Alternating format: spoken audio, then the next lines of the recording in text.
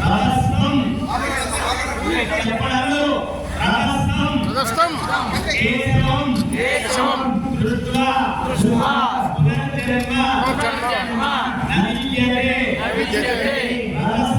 రథస్థం కేశవం దృష్ట్వా పునర్జన్మ నవిద్యతే చక్కగా స్వామిని దర్శనం చేసుకొని మన మనసులో ఉన్నటువంటి నిస్వార్థమైన కోరికలు స్వార్థమైన కోరికలు కాదు, అందరూ బాగుండాలి, చక్కగా యోగంగా సుభిక్షంగా ఉండాలని స్వామి ఒకసారి మనసులో ధ్యానించుకొని గోవిందనామ స్మరణలోకి రథోత్సవం ప్రారంభించారా.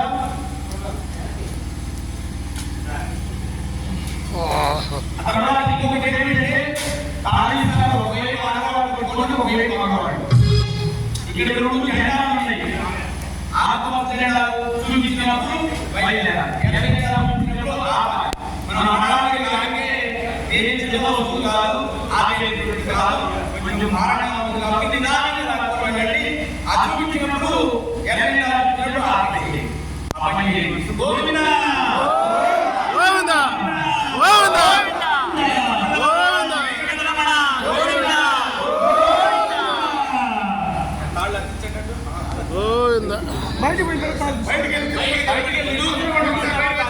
అందరు బయటకు వచ్చేసేయండి. అందరు బయటకు రండి. సరే పండి.